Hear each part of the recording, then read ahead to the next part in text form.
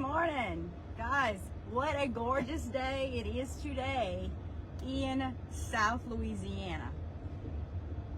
Pretty much every day for me in real estate is a great day. Those of you that don't know my background story, I retired 5 years ago from the school system. I had moved up the ranks pretty quickly, got to around year 17, 18, and wanted to move up all the way to the top, and quickly realized that it was not going to happen. So at 20 years I retired. The absolute scariest decision I've ever made. I grew up wanting to be a teacher. I grew up wanting to be in education. I grew up wanting to just immerse myself in the school system and be a part of that, and never saw myself doing anything different than education.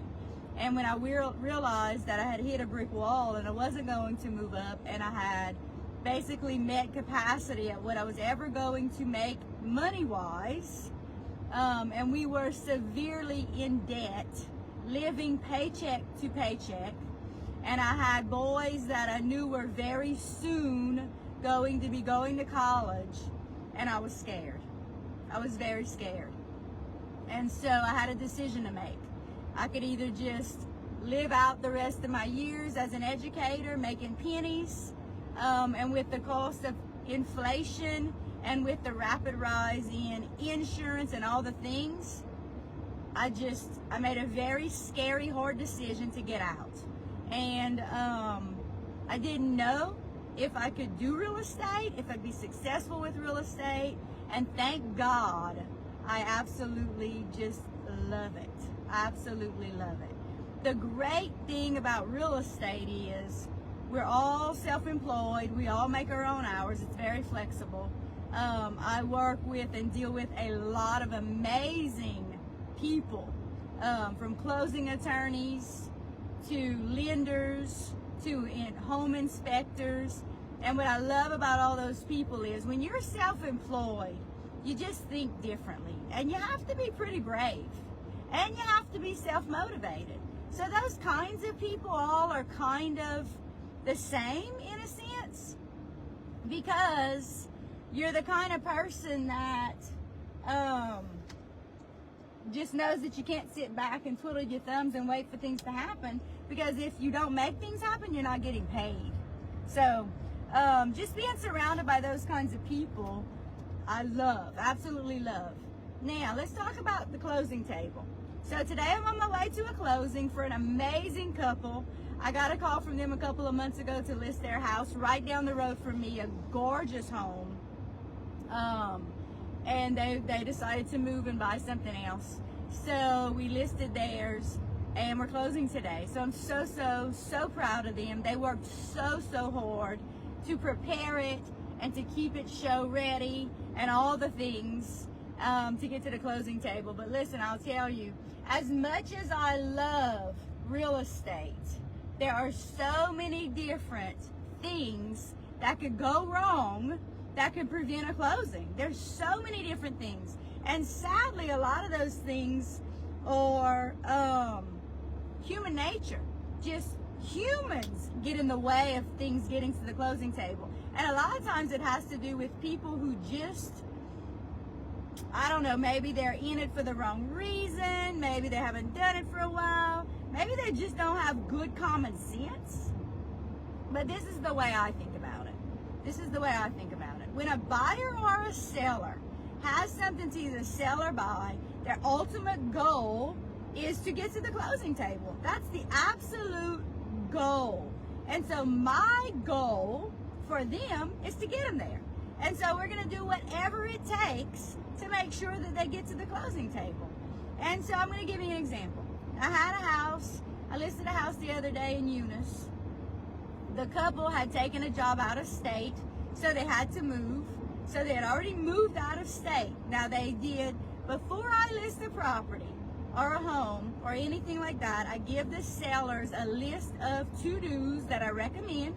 They're not mandatory, but they are recommendations that they should do to get the house ready for pictures, to get it show ready, but to make sure that when an inspector comes along, that he just doesn't find hardly anything, all right? So that's my main goal every single time. So I give this young couple a list. They work through their exhaustive list, they get it ready, and then they move to another state. The house is completely empty. And when I tell you they need to sell, they absolutely need to sell. They did not own the house for many years. I think they owned it for 2 or 3 years, which means they still owed almost as much as they paid for it, okay? So, but you know this, when you have a mortgage on a house, first couple of years, mostly what you're paying is interest. That's mostly what you're paying. So if you bought a house 2 or 3 years ago for $200,000 and you're selling it right now, you probably still owe very close to $200,000 unless you put down a lot of money, okay? So these people had bought it RD 2 or 3 years ago, which means that was 100% financing.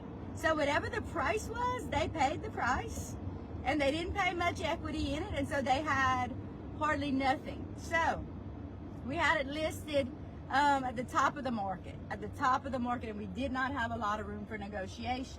Okay, so they get an offer. Now, most agents have good common sense, and they tell their buyers, when you have an inspector's job is to find things wrong with the house. They're going to find an exhaustive list of things wrong with the house. That's what you're paying them to do. They're going through an exhaustive list, and they're going to find things wrong, okay? Every house has things wrong with it. There's no such thing as a perfect house. I don't care if it was built yesterday. I don't care if it was built 100 years ago. They're going to have things wrong with the house. Your job as the buyer, once you get this exhaustive list from the inspector, is to determine what's major. Because probably 85% of the things on that list are going to be little, minor, nitpicky things that might cost 2 cents or an hour to fix. Little nitpicky minor crap is what most of the things are on an inspection, and that's a fact. So, she has her buyer, she has it inspected. This is the people who moved to Eunice, right? So the house is completely empty. She gets the inspection list. So what happens is we get this long, exhaustive, typed up list from an inspector once they do an inspection. It's generally 30, 40, 50, 60 pages long. It's every single little thing that they saw with the house, and they list every single thing and decide if it's major or minor or in between, right? So what most realtors do with good common sense is they tell their buyers, look over that report and decide, is there anything major that you either A, want the sellers to fix, or B, want them to reduce the price some so that you can fix it after closing, right? Or is there something so major wrong that you just want to cancel the contract? I think in probably over the 300 transactions that have closed in the last 5 years, maybe 3 people have actually canceled a contract because the inspection was so bad. What I say to buyers is, listen, everything is repairable. Everything. Just about every single thing is repairable. I can't think of anything that's not. I mean, unless the whole house is sinking into the ground because of some kind of erosion or some sort. Everything is repairable. Everything.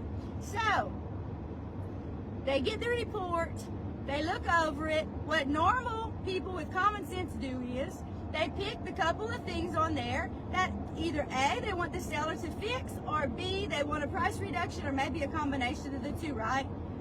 We get the inspection response from this realtor, and I kid you not, it has every single thing listed on that inspection report by the inspector as a request for the seller, not to reduce the price, to fix. Every little silly thing you can imagine. I think it was a list of 45 items. I like to have a heart attack. You know, good common sense goes a long way. So the first thing I do is I think to myself, this lady's lost her damn mind. I call her up and I say, listen, these people have moved. They live out of state. The house is empty. Probably 85% on the list that you sent is just minor crap. Can you pick the 4 or 5 or 6 major items, and they'll hire somebody to go fix those things? But listen, 45 items, it's going to take them 10 years to get done. And it's silly. It's just silly. Like somebody trying to lose a deal. So she says to me, no. The buyer wants all of these things fixed. Well, number one, I don't believe that. I don't believe that you were proactive with your buyer, and I don't believe that you set the stage. I think you said, look, here's the inspection. You decide what's important. This person didn't know anything and said, I want everything fixed. That's silly. Absolutely. And that's a good way to lose a deal. Okay? So she would not budge. She wanted all 45 items on that list fixed. So I call the seller and I say, listen, you are ultimately the decision maker on this. But if I were you, I would say, no, I'm not fixing all 45 things. I'm going to pick the major items, and those are the things that I'm going to fix. They could not give her money off the price because they still owed so much on the house, because that would have been a next option. Let's reduce it by a couple of $1,000s and call it a day. Although, I don't think this person would have agreed to that. They wanted basically a house that was built in 1980 to be perfect, and there's no such thing. So again, I say to the sellers, 45 items is absolutely ludicrous. Really, 5 and under is average. 5 and under is average request. 45 is absolutely ridiculous. I wouldn't do it. I wouldn't do it. They were scared to death to lose the sale. So they agreed to do all 45 items. And they hired somebody. Now remember, they're out of state trying to handle all this and coordinate all this, and it's a mess. So 45 items, okay? They got every single thing on the list fixed, okay? So we're moving on towards appraisal. Appraisal comes back, all good, of course, because now the house is almost perfect. We think we're smooth selling. What happens before closing is the buyers have the right to go walk through the house, and this happens 99% of the time. Go walk through the house within 72 hours of closing, and the house must be in the same or better condition than when they first saw it, and anything that they requested the sellers to do in an inspection response must be done. Must be done. Now listen, some things are very, very, very subjective. Very subjective. You may think it's done the way that you would have it done. You may not like the way it's done. Do you think this lady was expecting perfection? Again, absolute ludicrous. I wanted to say to this lady, how many deals have you lost this year? How many deals have you lost? Because I promise you, I wanted those sellers to say, take your inspection response and stick it up your ass, because we're not doing it. But they would not have ever done that.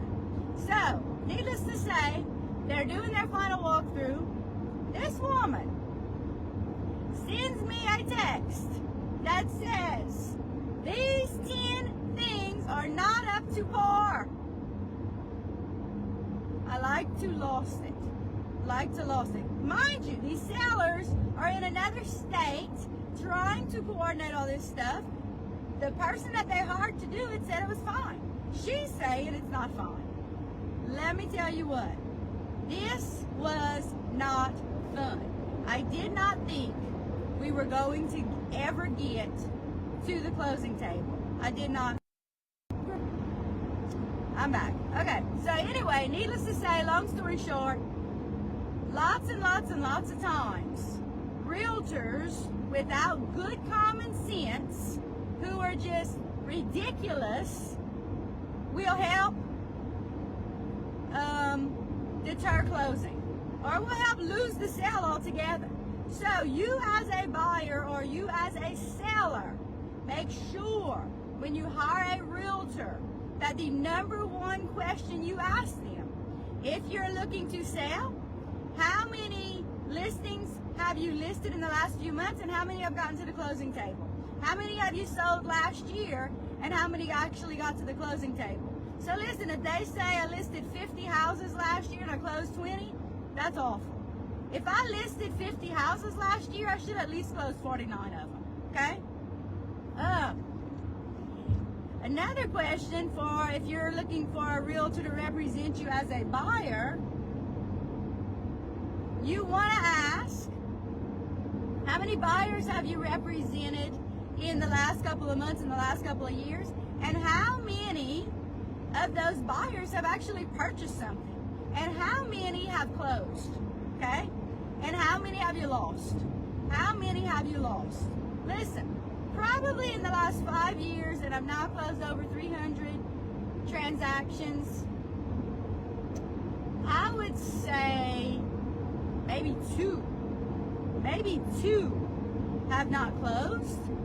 And I would say it's just because of, I don't even remember why, because I'm not even trying, I'm trying to remember which ones have not closed. Listen, I close deals. Absolutely close deals. If you're a seller or a buyer, we're closing a deal. If you find a house and we get through inspections and things are just so terrible that you want to cancel it, we're going to find you another house. That's a guarantee. There are plenty of houses to choose from. Now remember, there's no such thing as a perfect house, but there are plenty of houses to choose from. I'm passing right now the rain exit. So if you or anyone you know is looking for a beautiful commercial piece of property just north of Super 1, there are 2 tracts of property that combine are 2.2 acres.